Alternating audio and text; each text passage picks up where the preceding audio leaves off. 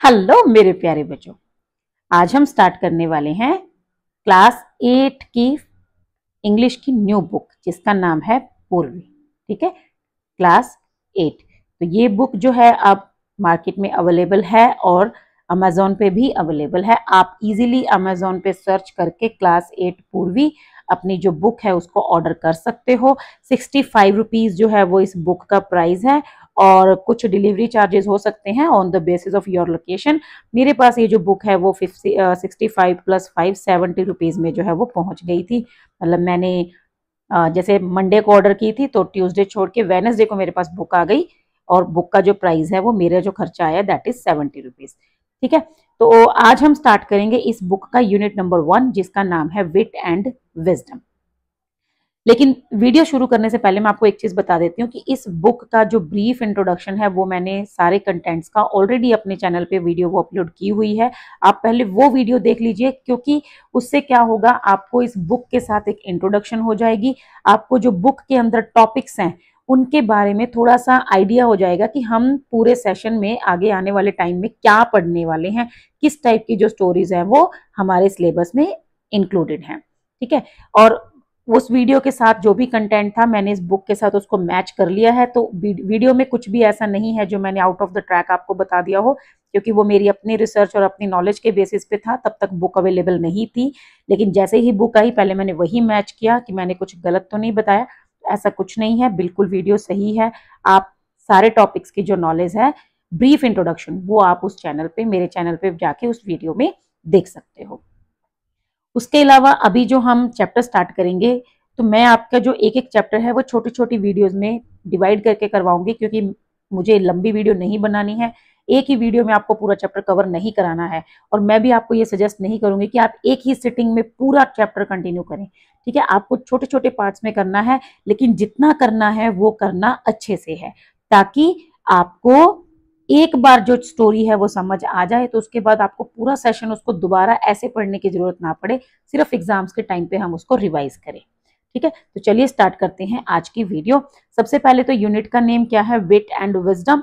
उसके बाद आप देखोगे चैप्टर का नेम भी क्या है, the wheat that won hearts. तो सबसे पहले आता है कि ये विट क्या चीज है। सबसे पहला क्वेश्चन ही यही है कि what do you mean by this word wit. ठीक है, विट एंड विजडम। अब देखो विट क्या होता है, विट होता है इंटेलिजेंस। इंटेलिजेंस मतलब कि बुद्धि। ठीक है, मतलब किसी के अंदर कितनी प्रेजेंस ऑफ माइंड है, मतलब को कोई कितना दिमाग से काम लेता है। ठीक है, ऐसे नहीं कि जस्ट मतलब हमारे सामने कोई प्रॉब्लम आई, हमने उसको एक सॉल्यूशन करके देखा, नहीं हुआ, दूसरा किया नहीं हुआ, तीसरा किया नहीं हुआ, ऐसे नहीं, बल्कि दिमाग लगा के सोच के कि बेस्ट कैसे हम इसको सॉल्व कर सकते हैं। That is called wit and wisdom. ठीक है, मतलब विट क्या होता है, हाजिर जवाबी, और इंटेलिजेंस मतलब कि अपने दिमाग का, अपनी बुद्धि का यूज करके प्रॉब्लम को सॉल्व करना, जो जिसके अंदर ये क्वालिटी होती है वो होती है विट। और विजडम वो तो आपको पता ही है कि जैसे जैसे हम नॉलेज लेते हैं, हमारा हम वाइस होते जाते हैं, धीरे धीरे होशियार होते जाते हैं, तो उसको हम कहते हैं विजडम। ठीक है, तो दोनों ही क्वालिटीज हैं। आपने बीरबल का नाम तो सुना ही होगा, अकबर एंड बीरबल। ठीक है, अब अकबर के दरबार में जो बीरबल है वो कहते हैं कि 9 रत्नों में से एक थे। 9 रत्नों में से एक मतलब कि उसके 9 जो उसके पास रत्न थे, मतलब कि 9 प्रीशियस चीजें, उनमें से एक बीरबल को कहा जाता था। क्यों? क्योंकि बीरबल के अंदर यही 2 क्वालिटीज थी, विट एंड विजडम। ठीक है, मतलब बीरबल जो है वो प्रैक्टिकली किसी प्रॉब्लम को सॉल्व करते थे, उसका सॉल्यूशन देते थे, और ऐसा सॉल्यूशन देते थे कि सामने वाले की बोलती बंद हो जाती थी।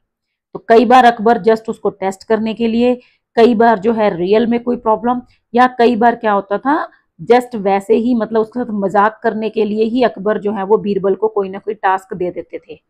तो फिर बीरबल क्या करता था, दिमाग लगाता था, सोचता था, एक स्ट्रैटेजी बनाता था और उस हिसाब से उस प्रॉब्लम को सॉल्व करता था। और फिर उसके बाद आपको पता ही है कि अकबर इतना ज्यादा इंप्रेस हो जाते थे कि फिर वो उसको प्राइज देते थे, इनाम देते थे। तो ये जो क्वालिटी बीरबल को जो सबसे स्पेशल बनाती थी वो क्या थी, विट। ठीक है, तो आई होप अब आपको समझ आ गया होगा कि विट आखिर होता क्या है। अब चैप्टर का नाम क्या है, the wheat that won hearts. ऐसी बुद्धिमता ऐसी विट जिसने सबका दिल जीत लिया। ठीक है, तो अब ये स्टोरी किसके बारे में है ये हम आगे पढ़ेंगे, लेकिन इससे पहले हमारे पास कुछ प्री रीडिंग एक्टिविटीज हैं। तो सबसे पहले है select qualities of a person who uses wit from the box given below. यहाँ पर बॉक्स के अंदर कुछ पर्सन का जो है मतलब दिया गया है कि एक कैसा पर्सन है। अब आप बताओ इनमें से कौन सा ऐसे पर्सन होंगे जो कि मतलब ये जो है क्वालिटीज हैं, select qualities of a person, ऐसे क्वालिटीज हैं उस पर्सन की जो विट यूज करता है, मतलब जिसके अंदर बुद्धिमत्ता होती है। तो आपको ये चूज करना है। तो सबसे पहले वाइज, तो ऑब्वियस सी बात है जो वाइज होगा वो विट का यूज करेगा। स्टबर्न, स्टबर्न क्या होता है, जिद्दी, तो इसमें नहीं आएगा ये। पंक्चुअल, पंक्चुअल हो सकता है क्योंकि जो इंटेलिजेंट होगा वो पंक्चुअल होगा, लेकिन कोई जरूरी नहीं है, आपके ऊपर डिपेंड करता है आप किस तरह की क्वालिटीज को चूज करते हो। सबसे जो बेस्ट आंसर है वो एक है वाइज, ठीक है, दूसरा हो गया एक कॉन्फिडेंट, एक हो गया क्रिएटिव, एक हो गया ऑब्जर्वेंट एंड क्लेवर। ठीक है, तो ये तो जो है मेन है ही, क्योंकि कॉन्फिडेंट पर्सन जो होगा, जिसकी दिमाग तेज होगा, वो ऑब्वियस उसके अंदर कॉन्फिडेंस होगा। जिसका दिमाग तेज होगा, जो बुद्धि का यूज करता है, वो चीजों को ध्यान से देखता है, समझता है। ऐसे नहीं कि जस्ट बस बिना देखे ही जवाब दे दिया या बिना देखे कुछ बता दिया, नो, पहले वो चीजों को अलग अलग पॉइंट ऑफ व्यू से ऑब्जर्व करेगा, फिर उसका सॉल्यूशन बताएगा। क्लेवर, क्लेवर तो ऑब्वियस है होगा ही। और क्रिएटिव क्या होता है, क्रिएटिव मतलब जिसके अंदर कुछ नया करने की क्षमता होती है। ठीक है, something new, something different, so that is called creativity.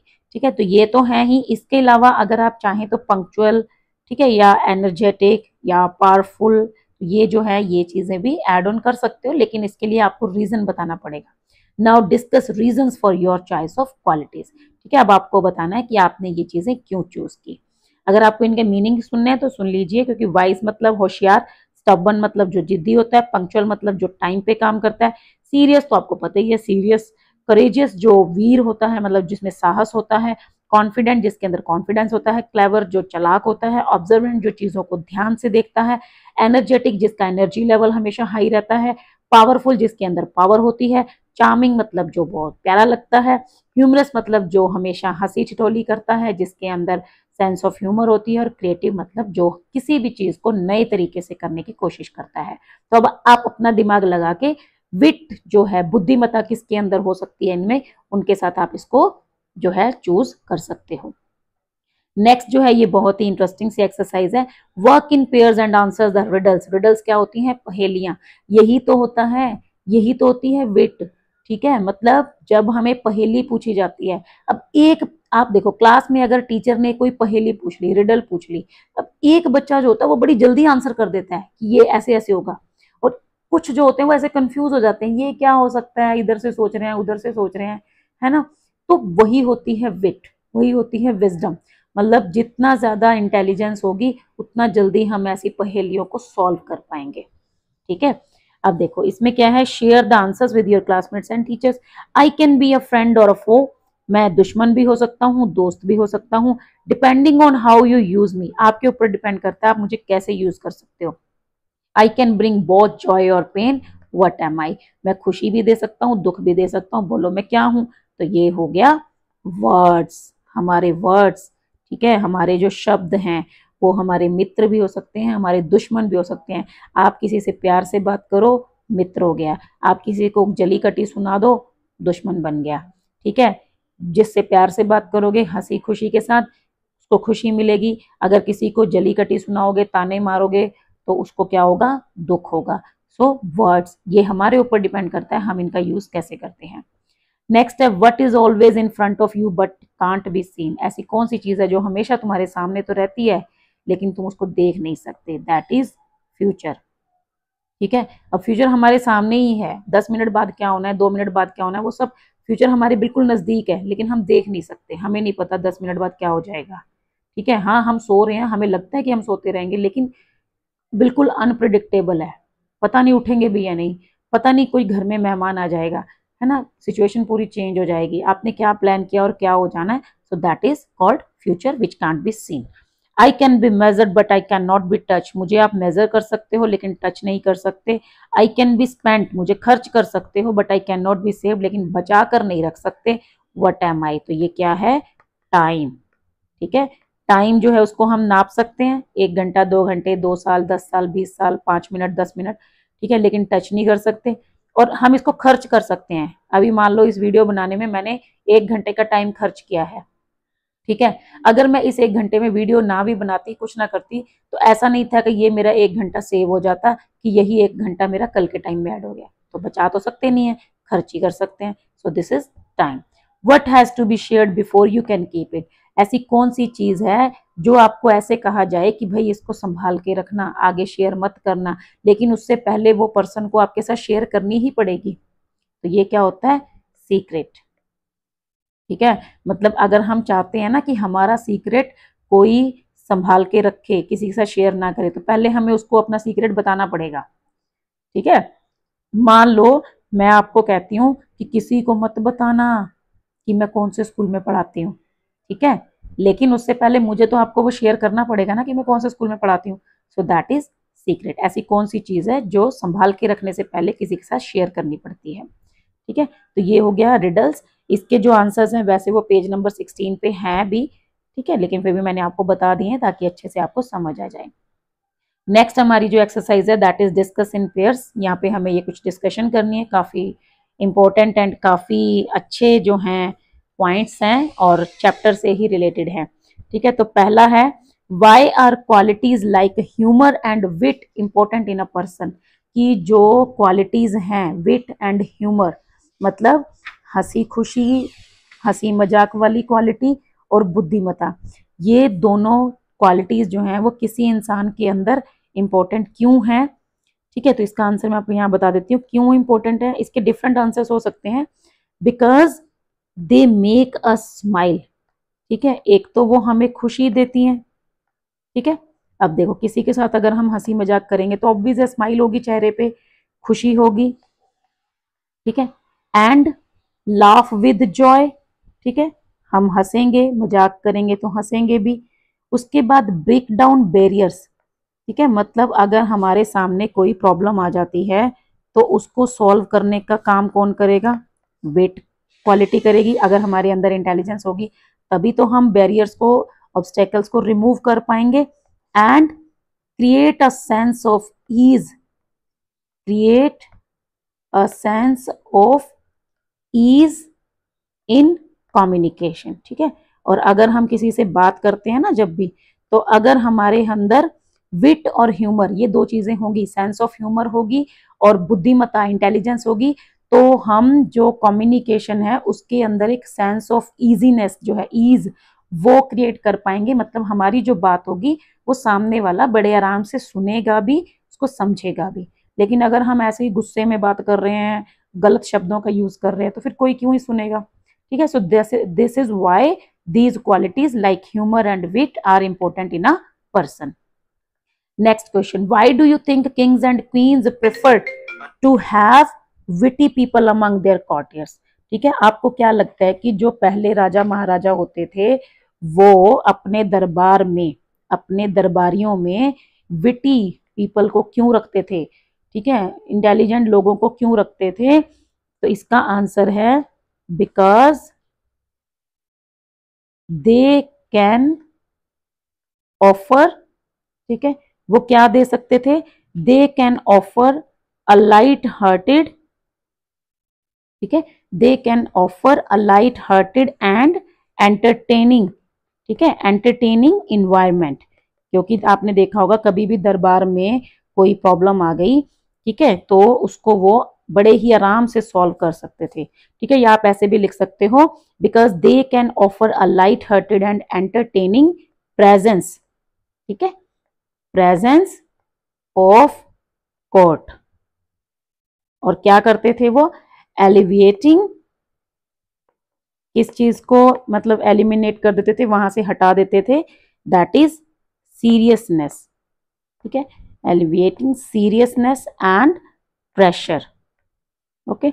जैसे कोई भी, कई बार ना ये स्टोरीज भी हैं अकबर एंड बीरबल की, कि जैसे कोई बहुत ज्यादा सीरियस बात चल रही होती थी, लेकिन अकबर बीरबल जो हैं वो कुछ ऐसा बोल देते थे जिससे सब हंस पड़ते थे, ठीक है, या वो सॉल्यूशन इस हिसाब से देते थे कि सब सोचते थे अरे यार ये तो बहुत कोई बड़ी प्रॉब्लम ही नहीं थी, इतनी आसान सी बात थी। ठीक है।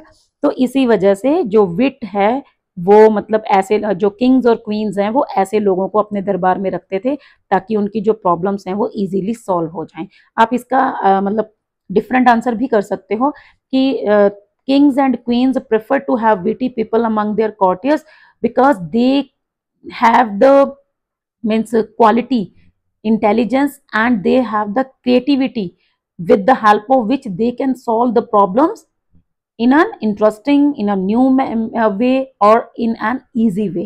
ठीक है, तो आप ऐसे कुछ भी इसका आंसर जो है वो अपनी तरफ से कर सकते हो। मैंने आपको समझा दिया है कि वो क्यों रखना चाहते थे, क्योंकि जो भी इंसान विटी होगा बड़े आराम से वो प्रॉब्लम को सॉल्व करेगा, स्ट्रैटेजी बनाएगा, दिमाग लगाएगा। ऐसे ही नहीं कि चलते फिरते बस यूं ही हवा में सॉल्यूशन दे देगा, नो, पूरा हर चीज को ऑब्जर्व करके फिर उसके जो है सॉल्यूशन देगा। तो इससे क्या होगा, जो राजा महाराजा होते थे और उनकी जो रानियां होती थी उनको मतलब एक सपोर्ट मिलती थी, ठीक है, कि कोई है उनके दरबार में जो उनकी प्रॉब्लम को इजीली सॉल्व कर सकता है। उसके बाद थर्ड क्वेश्चन है, if you were asked to solve a disagreement between two people. अब ये आपके ऊपर है, ठीक है। आप सपोज करो आपकी क्लास में दो बच्चों के बीच में कोई डिसएग्रीमेंट हो गया, मतलब एक बच्चा कह रहा है कि हम जो है मान लो पिकनिक पे कुछ भी लेकर जाएंगे, स्पेशल कोई गेम लेकर जाएंगे, दूसरा बोल रहा है कि नहीं हम ये वाली गेम लेकर जाएंगे, ठीक है, या हम इस मैच में पार्टिसिपेट करेंगे, दूसरा कह रहा है नहीं मेरे को ये वाली गेम में करना है।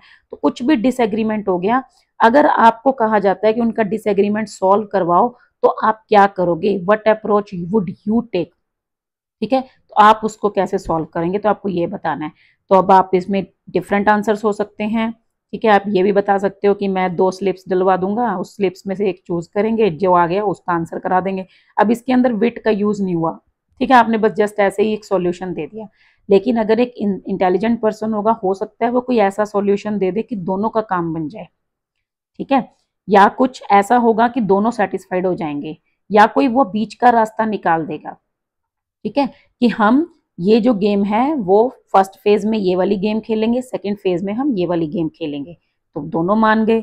या फिर हम ये दोनों ही गेम नहीं खेलेंगे क्योंकि दोनों ही बोरिंग है, हम ये वाली गेम खेलेंगे, तीसरी का सजेशन दे दिया, फिर भी मान सकते हैं, ठीक है। तो अब ये आपके ऊपर डिपेंड करता है आप कैसे सॉल्व करेंगे। तो आपको ये बताना है कि अगर आपको बताया जाए, आपको पूछा जाए कि आप कैसे सॉल्व कराओगे तो आप क्या करोगे।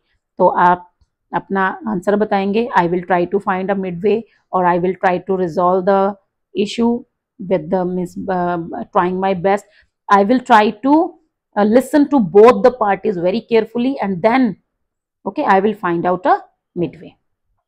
उसके बाद फोर्थ आता है, have you ever been in a situation, क्या आपने कभी ऐसी कोई सिचुएशन देखी है या खुद के साथ आपके साथ हुई है, where a small misunderstanding led to a big problem, कि जहां एक छोटी सी मिसअंडरस्टैंडिंग की वजह से एक बहुत बड़ी प्रॉब्लम हो गई हो, हाउ वाज इट रिजॉल्व, और फिर उसको रिजॉल्व कैसे किया गया, ठीक है। तो आप इसमें अपने स्कूल का, घर का, अपने फ्रेंड्स का, अपने फैमिली का कोई भी जो है आप एक एग्जाम्पल जो है वो दे सकते हो। आपने बहुत सारी मूवीज भी देखी होंगी जहां पर मिसअंडरस्टैंडिंग की वजह से पूरी मूवी घूमती रहती है ना, पूरी मूवी हमें देखते हैं, हमें लास्ट में जाके पता चल जाता है अरे यार ये तो ये हुआ था, या हमें पता भी होता है लेकिन कैरेक्टर्स को जो है वो रिजॉल्व करवाना होता है उस चीज को, ठीक है। एक छोटी सी जो मिसअंडरस्टैंडिंग है वो कितनी बड़ी प्रॉब्लम, इसमें आपको अगर मैं बेस्ट एग्जाम्पल दे देती हूँ एक, ठीक है, बाहुबली मूवी का।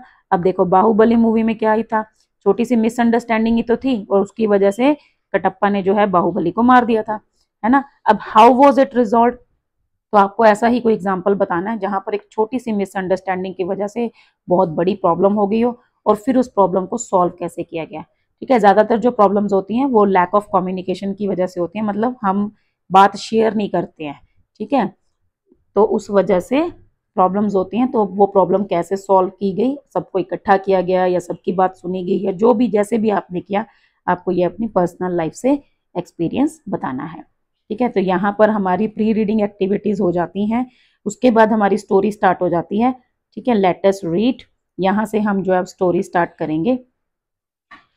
तो स्टोरी स्टार्ट करने से पहले मैं आपको थोड़ा सा बता देती हूँ कि ये जो स्टोरी है ये किंग कृष्ण देव राय के बारे में है, और ये जो किंग हैं मतलब ये विजयनगर एम्पायर के किंग थे और इनके कोर्ट में तेनाली रामन जो थे, ठीक है, वो मतलब courtier, one of the courtier थे वो, और उनकी जो विट है, ठीक है, उसके बारे में इसमें बात की गई है।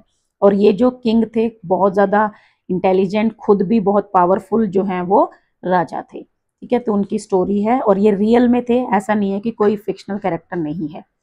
ओके, तो हम स्टार्ट करते हैं स्टोरी, आपको बहुत अच्छी लगेगी। ठीक है, वीडियो को स्किप मत करना क्योंकि नहीं तो बीच में से एक भी पॉइंट मिस हो जाएगा तो आपको समझ नहीं आएगा। चलिए स्टार्ट करते हैं explanation. The Vijayanagara empire was renowned for its glory, wealth and cultural achievements. तो क्या है, विजयनगर एम्पायर का स्टोरी है। जो विजयनगर एम्पायर था वो बहुत ही जाना पहचाना, मतलब बहुत ही जाना माना, रिनाउंड मतलब वेल नोन। ठीक है, बहुत ही फेमस था। किस चीज के लिए?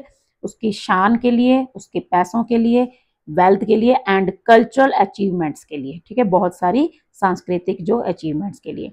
Among it's many illustrious rulers, King Krishnadev Rai ruled 1509 to 1529 CE, stood out as a wise and powerful monarch। मतलब जो इसके बहुत सारे, ठीक है, रिस्पेक्टेड एंड फेमस, इलस्ट्रियस मतलब रिस्पेक्टेड एंड फेमस, बहुत सारे रिस्पेक्टेड एंड फेमस रूलर्स थे। उनमें से एक थे किंग कृष्णदेव राय, जो कि 1509 से 1529 तक उन्होंने राज किया। और वो सबसे अलग थे, क्यों? क्योंकि वो बहुत ही वाइज एंड पावरफुल मोनार्क मतलब किंग थे। ठीक है, मतलब बहुत ही समझदार थे और बहुत ही पावरफुल भी थे। His reign is often referred to as the golden era of the Vijayanagara empire. उनका जो टाइम था, हिज रेन मतलब उनका जो साम्राज्य था, उनका जो मतलब किंगडम था, इज टाइम जो था, is often referred to as the golden era. उसको जो है वो विजयनगर एम्पायर का गोल्डन एरा कहा जाता था। क्यों? क्योंकि अब ये यहाँ कुछ रीजंस हैं। A time when art, literature and architecture flourished. क्योंकि उनके टाइम पे क्या हुआ था? आर्ट, लिटरेचर एंड आर्किटेक्चर, इन सब की काफी ज्यादा वो फ्लरिश हुए, मतलब काफी इनमें इंप्रूवमेंट्स हुई, प्रोग्रेस हुई। A great pattern of learning. ठीक है, पैटर्न मतलब सपोर्टर। जो कृष्णदेव राय थे वो लर्निंग के बहुत बड़े सपोर्टर थे। He was not only an eminent warrior. वो सिर्फ एक बहुत ही फेमस योद्धा ही नहीं थे, वॉरियर मतलब फाइटर ही नहीं थे, but also a gifted poet. वो एक बहुत मतलब गिफ्टेड पोएट भी थे, कवि भी थे। हिज वर्क्स, उसके जो कुछ लिखी हुई चीजें हैं, यहाँ पे आपको फोटो भी दिख रही होगी। His works such as the epic. उन्होंने एक महाकाव्य लिखा था। एपिक क्या होता है?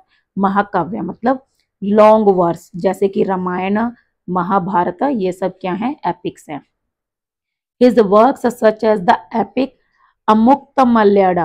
ठीक है, ये उनकी एक बुक का नेम है, एपिक का। एंड द संस्कृत ड्रामा, और उन्होंने एक संस्कृत ड्रामा लिखा था, जम्बवती परिणय। आर एक्लेम्ड इवन टुडे, मतलब इनको आज भी माना जाता है। आज भी ये दोनों बुक जो हैं वो काफी फेमस हैं और ये उसी मतलब राजा ने लिखी थी। ठीक है, ये आप देख रहे हो उनका दरबार है, यहाँ पे ये कुछ कॉर्टियर्स बैठे हैं। ठीक है, Krishnadeva Raya's court was home to 8 celebrated poet. ये देखिए, आप देख रहे हो ना, 1 2 3 4 5 6 7 8, 8 उसके अंदर जो है पोएट थे। कृष्णदेव राय की जो कोर्ट में 8 बहुत ही फेमस, सेलिब्रेटेड मतलब बहुत ही फेमस पोएट्स थे, कलेक्टिवली नोन एज अष्ट दिग्गजस। मतलब उनको क्या कहते थे? उन 8 को एक नाम से जाना जाता था, जिसका नाम मतलब उनको क्या बोलते थे? अष्ट दिग्गजस। ठीक है, जैसे नवरत्न मैंने आपको बताया ना, नवरत्न मतलब 9 चीजों की एक ग्रुप होता है जिसमें 9 के 9 प्रेशियस होते हैं। तो ऐसे ही इसमें 8 पोएट थे, 8 के 8 पूरे फेमस थे और उनको क्या बोलते थे? Ashta Diggajas. These poets including Allasani Peddana and Tenali Ramakrishna. अब इन पोएट्स के अंदर मतलब इन्हीं पोएट्स में 2 कौन थे? एक तो थे Allasani Peddana and Tenali Ramakrishna, enrich the literary tradition with their masterpieces. मतलब इन्होंने लिटरेरी जो ट्रेडिशन था उसको काफी एनरिच किया, बढ़ावा दिया, विद देयर मास्टरपीसेस मतलब उन्होंने जो भी अपनी बुक्स वगैरह लिखी, अपनी पोम्स लिखी, वो सब मास्टरपीस थे। तेनाली रामकृष्णा, अब देखिए तेनाली रामा का नाम आ गया। Tenali Ramakrishna in particular was known for his quick wit and humour. जो तेनाली रामकृष्ण थे उनको स्पेशली उनकी विट मतलब हाजिर जवाबी एंड ह्यूमर और हंसी ठिठोली के लिए जाना जाता था। Earning him a special place in the Kings court, और इसकी वजह से किंग के दरबार में उनका एक स्पेशल जगह थी, एक स्पेशल प्लेस था। As both a poet and a witty adviser, मतलब दोनों की तरह पे, पोएट के तौर पे भी और विटी एडवाइजर के तौर पे भी वो किंग के फेवरेट ही थे, समझ लो। हिज क्लेवर सॉल्यूशंस, मतलब उसके जो क्लेवर सॉल्यूशंस होते थे टू सीमिंगली अनसरमाउंटेबल, ऐसी प्रॉब्लम्स जो कि अनडिफीटेबल, मतलब जिनको सॉल्व करना मुश्किल होता था, नामुमकिन लगता था, ठीक है, मतलब बहुत ही मुश्किल प्रॉब्लम्स का जो वो सॉल्यूशन देते थे, made him beloved figure in the empire's history. इसी की वजह से वो एम्पायर की हिस्ट्री में, मतलब इतिहास में जो उनका नाम है वो काफी फेमस है और उनको बहुत प्यार किया जाता है। Even the wisest rulers face moments of disharmony. अब यहाँ से स्टोरी स्टार्ट होती है, यहाँ तक सेटिंग बताई गई स्टोरी की कि स्टोरी जो है वो किसके बारे में है, विजयनगर एम्पायर की है। और कृष्णदेव राय थे उस टाइम, जो एम्पायर है वो किस टाइप का था, मतलब क्या क्या होता था, ठीक है। और उनके बीच में कैरेक्टर को इंट्रोड्यूस किया गया, तेनालीरामा थे। तेनालीरामन की कुछ क्वालिटीज बताई गई हैं। और अब आगे स्टोरी स्टार्ट होती है कि चाहे कितना भी वाइज रूलर क्यों ना हो, ठीक है, शासक क्यों ना हो, उसकी भी लाइफ में कई बार डिसहार्मनी हो जाती है, मतलब कई बार उनको भी डिसहार्मनी को फेस करना पड़ता है। And at one such time, और ऐसे ही एक बार, the king had a quarrel with his queen. एक बार क्या हुआ, राजा की रानी के साथ लड़ाई हो गई, ठीक है। रानी का नेम क्या था, तिरुमलम्बल, ठीक है। ये जो है ना साउथ से रिलेटेड है तो इसीलिए नेम भी इस टाइप के हैं। Over a seemingly trivial matter, मतलब लड़ाई भी हुई, क्या हुई, एक बहुत ही छोटी सी बात पे, ट्रिवियल मतलब अनइम्पोर्टेंट, बहुत ही बेकार सी बात पे, छोटी सी बात पे लड़ाई हो गई। For weeks he did not utter a single word to her, हफ्तों तक उसने रानी से बात नहीं की। And in his frustration stopped visiting her all together, और अपनी फ्रस्ट्रेशन की वजह से, गुस्से की वजह से उसने रानी के महल में जाना भी छोड़ दिया। His absence cast a shadow over the palace. अब इसकी वजह से क्या हुआ, जो राजा मतलब नहीं जाते थे महल में, तो उसकी वजह से क्या हुआ, चारों तरफ मतलब एक चुप्पी सी छा गई, मतलब साइलेंस हो गया सब तरफ। And the once cheerful corridor seemed quiet and forlorn, और ऐसे जो वो कॉरिडोर्स थे, जो वो मतलब महल के जो कॉरिडोर्स थे, जिनके अंदर हमेशा खुशी की आवाजें आती रहती थी, चीयरफुल सा माहौल रहता था, वो बिल्कुल शांत और अलोन, फॉरलॉर्न मतलब लोनली हो गए, अकेले खाली हो गए, कोई नहीं था, मतलब उनमें कोई आवाजें नहीं आती थी क्योंकि सारा दिन तो चुप रहते थे, कोई बात ही नहीं करता था। तिरुमलम्बल मतलब जो क्वीन थी, distraught queen, she was very sad, distraught का मतलब होता है वेरी सैड, ठीक है, एंड अपसेट, और वो काफी अपसेट हो गई और वो बहुत सैड हो गई। Tried her best to resolve the issue but failed, उसने पूरी कोशिश की कि वो इस इशू को रिजॉल्व कर ले, राजा से बात कर ले, लेकिन कुछ नहीं हुआ, बेचारी की बात ही नहीं सुन रहा था वो। विद नो अदर अल्टरनेटिव, अब उसके पास और कोई ऑप्शन नहीं था। She decided to seek the help of Tenalirama, तो उसने क्या सोचा कि मैं तेनालीरामा की हेल्प लेती हूँ, उसने ये फैसला किया। The courts brilliant and witty poet, अब तेनालीरामन कौन थे, कोर्ट के दरबार के सबसे ज्यादा ब्रिलियंट एंड बुद्धिमान जो पोएट थे। Rama listen patiently as the queen recounted the incident in detail, अब रामा पूरे ध्यान से सुन रहे थे जब रानी ने उसको सारी बात बताई। अब हुआ क्या था, the king wrote a poem, king ने एक पोम लिखी थी। अब किंग जो है वो एक पोएट तो थे ही, तो उन्होंने एक पोम लिखी थी। She began her voice trembling, मतलब वो बताने लगी, उसकी आवाज भी कांप रही थी। इट वॉज फिल्ड विद वैग एक्सप्रेशंस, मतलब ये जो पोम थी ना, इसके अंदर कुछ अनक्लियर अनक्लियर से एक्सप्रेशंस थे, मतलब वो ऐसे इधर उधर की बातें सी लिखी हुई थी, जैसे sun, moon, stars, beautiful sky, but it made no sense, कहते लेकिन मुझे कुछ समझ भी नहीं आ रहा था। When he tried reciting to it to his ministers, कहती है जब राजा ने वो जो पोम थी, उसकी कविता थी, जब अपने मंत्रियों को सुनाई, दे ऑल अवॉइडेड हिम, सब वहां से मतलब उसको अवॉइड करने लगे, मेकिंग एक्सक्यूजेस, बहाने बनाकर वहां से निकल लिए। मतलब कौन बैठ के राजा की पोएट्री सुनेगा, है ना। तो वो जो मिनिस्टर्स थे, अब वो तो दिमाग वाले थे कि अब राजा से झगड़ा तो कर नहीं सकते थे, तो उन्होंने क्या किया, ऐसे बहाने बना के, भी राजा जी मेरे को कोई काम याद आ गया, दूसरे ने बोला मेरे को घर पे जाना है, मैं तो बच्चे को कुछ बोल कर आया था, जो भी, ऐसे बहाने बना के उसको छोड़ के वो वहां से उठकर चले गए। इट वॉज लेट इवनिंग, अब कहती काफी रात, मतलब शाम को काफी देर से, when he came to me, जब राजा रानी के पास गया, सीकिंग एन ऑडियंस, ये देखते हुए कि वो उसकी पोम सुनेगी, he began reciting it to me, तो उसने वो पोम सुनानी स्टार्ट की। But I was so exhausted after a tiring day that I yawn, not once but several times, तो कहती है कि रानी कहती है कि लेकिन मैं बहुत ज्यादा थक चुकी थी क्योंकि सारा दिन काफी टायरिंग था, काम किया सारा दिन, काफी थकान भरा दिन था। तो कहती है मेरे को क्या हो गया, उबासी आ गई। यान होता है उबासी ले लेना, जमाई ले लेना। तो कहती है मेरे को उबासियां आने लग गई और एक बार नहीं बहुत बार आई। The king thought I was disrespecting his poem. अब इससे क्या हुआ, राजा को लगा कि मैं उसकी पोम की डिसरिस्पेक्ट कर रही थी, मतलब कि मेरे को नींद आ रही थी और मैं उसकी पोम सुनना नहीं चाहती थी। हालांकि ऐसा नहीं था, वो कहती मैं सुन रही थी लेकिन फिर भी बॉडी में मतलब एक एक्टिविटी हो रही है, उसको वो कंट्रोल नहीं कर पा रही थी। अब इससे राजा को गुस्सा आ गया एंड स्टॉर्म्ड ऑफ, मतलब वो उसके ऊपर भड़क पड़ा। Since then he has not spoken to me. तब कहती है तब से लेकर अभी तक उन्होंने मेरे से बात ही नहीं की। If I had known this would happen, कहती है अगर मेरे को पता होता कि ये सब होने वाला है, I would have chosen another day, तो मैं राजा को बोल देती कि मैं किसी और दिन आपकी पोम सुनूंगी। ठीक है, मतलब मना कर देती ना। हेल्प मी प्लीज रामा, वो कहती है प्लीज मेरी हेल्प करो। Only you can help the king understand, सिर्फ तुम ही राजा को ये बात समझा सकते हो। अब रामा नोडेड थॉटफुली, रामा ने अपना सिर हिलाया और ऐसे सोचा, ठीक है करता हूँ। If you like I will try my best to resolve this matter your highness. उसने कहा महारानी साहिबा अगर आप चाहती हो तो मैं पूरी कोशिश करूंगा इस मैटर को सॉल्व करने की, but this needs a well planned approach. लेकिन कहता है कि एक पूरा सोच समझ के एक अप्रोच बनानी पड़ेगी, दिमाग लगाना पड़ेगा। I may need time to find the right strategy, मुझे सही जो प्लान है वो बनाने के लिए थोड़ा टाइम चाहिए। The queen who had placed her last hope in Rama agreed and thanked him profusely. मतलब जो क्वीन जिसकी लास्ट होप बस अब रामा में ही थी, मतलब उसको और कोई तो उम्मीद थी नहीं, तो वो मान गई। उसने कहा ठीक है टेक योर टाइम, और उसको बहुत सारा थैंक यू किया कि आपका बहुत बहुत धन्यवाद कि आप मेरी हेल्प करने के लिए तैयार हुए। अब नेक्स्ट मॉर्निंग, अब रामन ने दिमाग लगाया।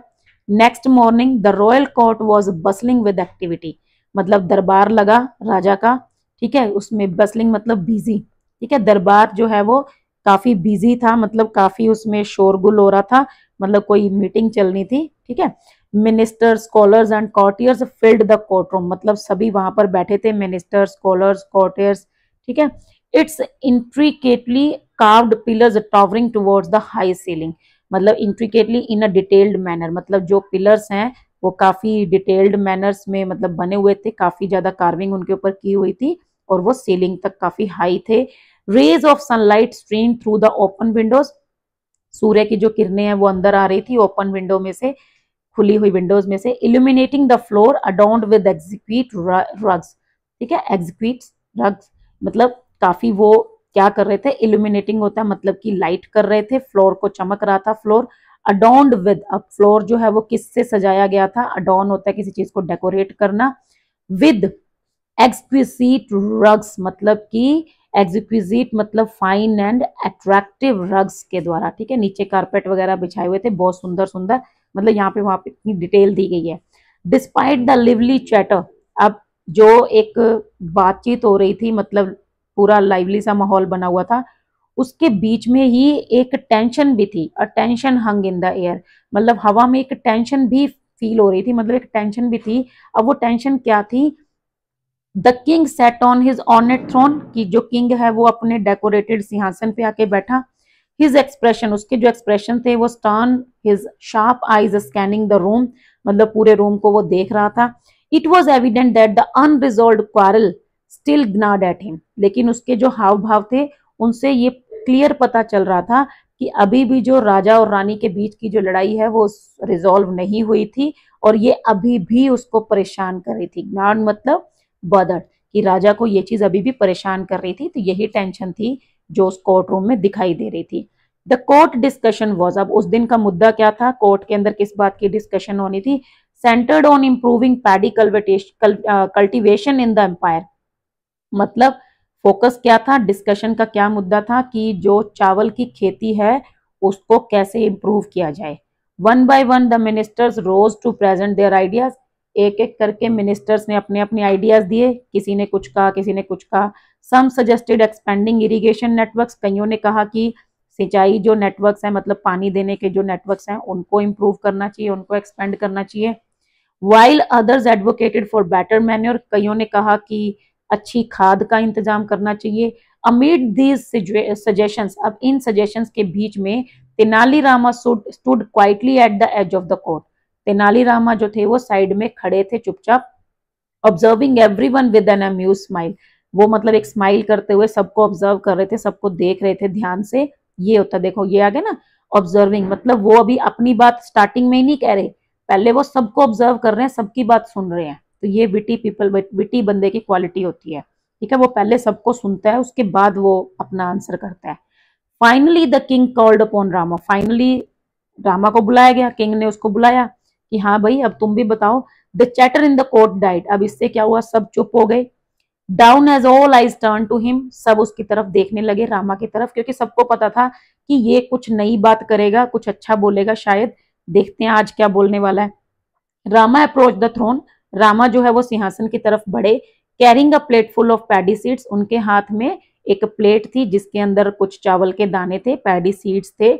बोइंग लो, अब उसने जाके सर झुकाया और बोला, he begin, your majesty I bring you a revolutionary type of paddy seeds, कहता है महाराजा जी, मतलब महाराज मैं आपके लिए एक बड़े ही बहुत ही अच्छी तरह के जो हैं पैडी सीड्स लेकर आया हूं। If these are sown the yield will be 3 times greater than the current results, कहता है अगर इनको हम उगाएंगे, इनको बोएंगे, तो जो फसल है, यील्ड मतलब हार्वेस्ट, क्रॉप, ठीक है, फसल, तो जो फसल है वो 3 गुना हो जाएगी। जो आज हमारी फसल है ना, मतलब जितनी हम आज उगा पा रहे हैं उससे 3 times हो जाएगी, मतलब 3 गुना जो है प्रोडक्शन बढ़ जाएगा। A murmur swept through the room, अब सारे कुछ बड़बड़ करने लगे, ठीक है, मतलब जैसे सबको ये लगा कि यार ऐसे क्या जादुई सीड्स हैं क्या, ये ऐसा ये क्या कर देगा इनके अंदर, ठीक है। तो सब अपने आपस में थोड़ी थोड़ी बड़बड़ सी करने लगे, बातें करने लगे, मर्मर होता है बुड़बुड़ाना। वन ऑफ द कॉर्टियर्स, अब उनमें से एक कॉर्टियर्स जो था, नॉन फॉर हिज सरकाजम, जिसकी क्वालिटी क्या थी, मोकरी, मजाक करना, सरकाजम मतलब कमेंट करना, कमेंटिंग, ठीक है। Whispered just loud enough to be hear, to be heard, sorry. अब उसने भी कुछ मुंह मुंह में अपने बोला, विस्पर मतलब धीरे से उसने फुसफुसाया, बोला, लेकिन इतनी जोर से, मतलब इतनी धीरे बोला, ठीक है, काफी धीरे बोला, लेकिन इतनी कुछ जोर से बोला कि सब सुन भी पाए।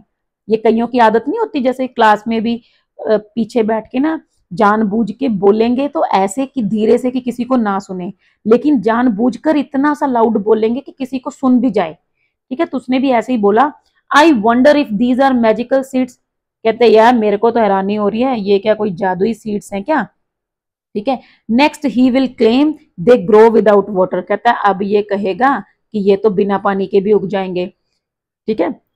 अनदर मटर्ड, दूसरों ने फिर पीछे पीछे थोड़ी सी मटरिंग करनी स्टार्ट कर दी, बोलना स्टार्ट कर दिया। Perhaps he found them on the moon, लगता है ये चांद से लेकर आया है। Snickers rippled through the court, snickers मतलब सप्रेस्ड लाफ्टर, मतलब जो सब अपनी हंसी दबाकर बैठे हुए थे ना, तो वो सब हंसने लगे, और जो दरबार है मतलब वो हंसी से उनकी गूंजने लगा, ठीक है। तो सब हंसने लग गए, मतलब सबने कमेंटिंग की, जैसे ही तेनालीरामन ने अपनी बात रखी, सब उसका मजाक उड़ाने लगे, कमेंट करने लगे और हंसने लगे। द किंग फ्राउंड अनइम्प्रेस्ड, अब किंग भी अभी तक इम्प्रेस नहीं हुआ था कि भी ऐसा क्या है इन बीज बीज में, है ना, तो उसको थोड़ा गुस्सा भी आ रहा था। दैट साउंड्स अब्सर्ड, कहते ये तो बिल्कुल इलॉजिकल बात है।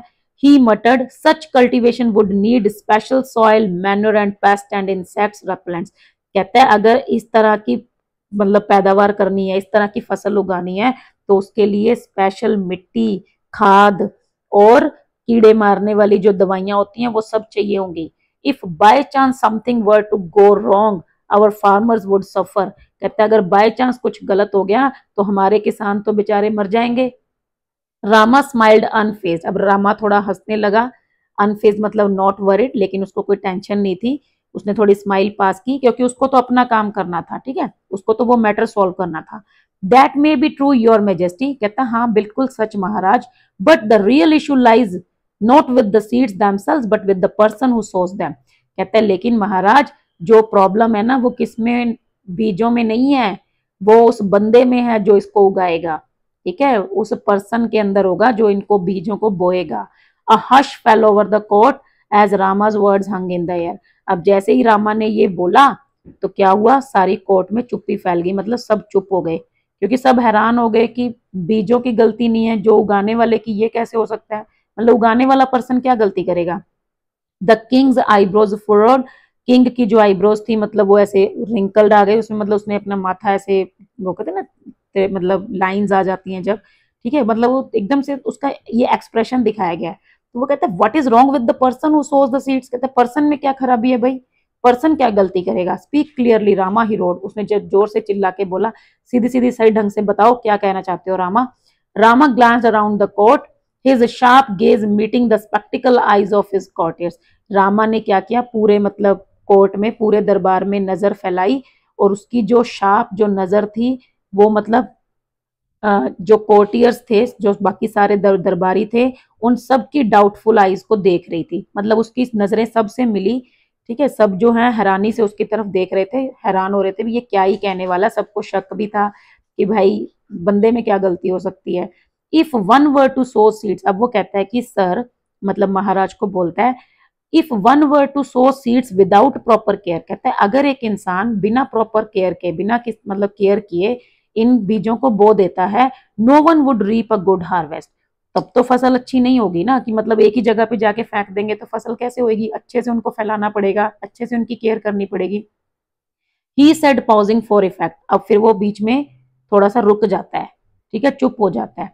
And what if person had a habit of yawning, ठीक है, वाइल सोइंग, लेकिन कहता है आप खुद सोचो अगर एक पर्सन को बीज बोते हुए मतलब उबासियां लेने की आदत हुई तो wouldn't the seeds scatter unevenly, तो फिर जो सीड्स हैं वो ऐसे ही अनइवनली नहीं बिखर जाएंगे, मतलब कहीं पे ज्यादा गिर गए कहीं पे कम गिर गए। The court erupted into laughter, अब कोर्ट फिर हंसने लगता है, सारा मतलब सब दरबारी हंसने लगते हैं। The earlier sarcasm replaced by genuine amusement, अब पहले तो सब उसका मजाक उड़ा रहे थे लेकिन अब सब रियल में हंस रहे थे। Even the king caught off guard side and instinctively yawn, अब इससे क्या हुआ, मतलब ना बोरिंग सा माहौल हो गया कोर्ट के अंदर और सभी उबासी सी लेने लगे। इवन जो राजा था ना वो भी अपने आप पे कंट्रोल नहीं कर पाया और उसने भी क्या किया, पहले मतलब एक आह भरी कि हाँ हो सकता है, और उसके बाद अनइंटेंशनली, ठीक है, इंस्टिंक्टिवली मतलब अनइंटेंशनली कि आउट ऑफ कंट्रोल उसको भी उबासी आ गई। रामा वॉच्ड हिम कीनली, अब रामा उसको देख रहा था बड़े ध्यान से। Then continued, your majesty is there anyone in this world who does not yawn, अब वो पूछता है कि महाराज मुझे ये बताइए क्या कोई दुनिया में ऐसा है जो उबासी ना लेता हो। It is as natural as breathing, ये तो बॉडी की एक एक्टिविटी है और जैसे हम सांस लेते हैं वैसे ही ये भी नेचुरल है, ठीक है, मतलब जैसे हिचकी आना, ठीक है, या छींक आना, ये सब ऐसी एक्टिविटीज हैं जैसे कि सांस लेना, इनके ऊपर हम कंट्रोल नहीं कर सकते। अगर एक पर्सन को उबासी आ रही है तो वो लेगा, ठीक है, अगर उसको रोकेगा तो वो नहीं कर पाएगा ऐसा। अब राजा को बात समझ में आ गई। The king's expression shifted as realisation dawn, अब किंग के जो एक्सप्रेशन थे वो बिल्कुल चेंज हो गए क्योंकि उसको रियलाइज हो गया था। His mind raced back to the quarrel with the queen, उसके जो दिमाग था वापस उसी जगह पे गया, मतलब जब उसने क्वीन के साथ झगड़ा किया था वापस उसने वो सोचा। He remembered scolding her harshly for yawning, उसको याद आया कि कैसे उसने जब वो अपनी पोम रानी को सुना रहा था और उसने उबासी ली थी तो उसने उसको कितनी बुरी तरह से डांट दिया था। He realised how unfair he had been, उसको पता चल गया था कि ये उसने रानी के साथ बिल्कुल गलत किया था। If I had known that yarning was not a sign of disrespect, I would not have taken her gesture so personally, कहता है अगर मेरे को पहले पता होता, इस बात का एहसास होता कि जो यार्निंग है उसका मतलब ये नहीं है कि सामने वाला आपको डिसरिस्पेक्ट कर रहा है, इसका मतलब ये है कि ये एक नेचुरल उसकी बॉडी की एक्टिविटी है, उसको कंट्रोल नहीं कर पा रहा। कहता है फिर मैं शायद इतना गुस्सा ना करता। He thought regret filling his heart, उसको काफी पछतावा हुआ और वो मतलब उसको अच्छा नहीं लग रहा था। और फिर वो क्या हुआ, दैट इवनिंग, उसी शाम को, the king approach the queen with the soften expression, मतलब राजा जो था वो रानी के पास वापस गया और उसने बोला, he began his voice gentle, I have been foolish, I see now that I overreacted, I let my pride blind me, I am sorry. उसने जाके रानी को सॉरी बोला, उसने कहा कि मैं मतलब बेवकूफ था, मैं अपने प्राइड में अंधा हो गया था, मतलब मुझे ऐसा लग रहा था कि मैं ही सबसे बड़ा एक बहुत बड़ा पोएट हूं और तुम मेरी इज्जत नहीं कर रही हो, रिस्पेक्ट नहीं कर रही हो, और मैंने ओवर रिएक्ट कर दिया था, ठीक है। The queen who had long for this moment, और क्वीन जो थी वो तो इस मोमेंट का इंतजार ही कर रही थी कि कैसे राजा उससे बात करे और वो सारी मैटर को रिजोल्व कर दे। उसने स्माइल किया और रिप्लाई किया, if you like we can leave this quarrel behind us. कहती है अगर आपको अच्छा लगे तो हम ये जो लड़ाई है ये बाद में कंप्लीट कर लेंगे, इसको हम छोड़ देते हैं यहीं पर कि इसको जाने दो। I would very much like to listen to your poem. अब मैं आपकी पोम अच्छे से सुनना चाहूंगी, मतलब आप मेरे को पोम सुना दो, बाकी की बात हम बाद में करेंगे। मतलब रानी ने बात खत्म कर दी। Rama who had orchestrated this settlement, Rama जिसने ये सारा अरेंज किया था सेटलमेंट, फेल्ट विक्टोरियस, उसको काफी ऐसा लग रहा था जैसे वो एक लड़ाई जीत गया है, उसने एक बहुत अच्छा केस जीत लिया, जैसे एक वकील को लगता है केस जीतने के बाद। The king and the queen later presented him with valuable gifts for his service. अब राजा और रानी ने बाद में उसको बहुत सारे गिफ्ट्स दिए उसकी सर्विस के लिए। The royal couples bond was restored, जो रॉयल कपल था मतलब राजा और रानी, उनका जो प्यार था वो वापस रिस्टोर हो गया था। And the palace brimmed once again with joy and laughter, और जो पैलेस था वो फिर से ओवरफ्लो होने लगा था, किस चीज से? जॉय एंड लाफ्टर से, मतलब फिर से महल में खुशी और जो मतलब हंसी की जो लहर है वो आ गई थी वापस। ठीक है, तो ये था कि कैसे तेनालीरामन ने अपना दिमाग लगाकर जो है राजा को उसकी गलती का एहसास करवाया और उसके और रानी के बीच में जो मिसअंडरस्टैंडिंग हो गई थी उसको सॉल्व करवाया।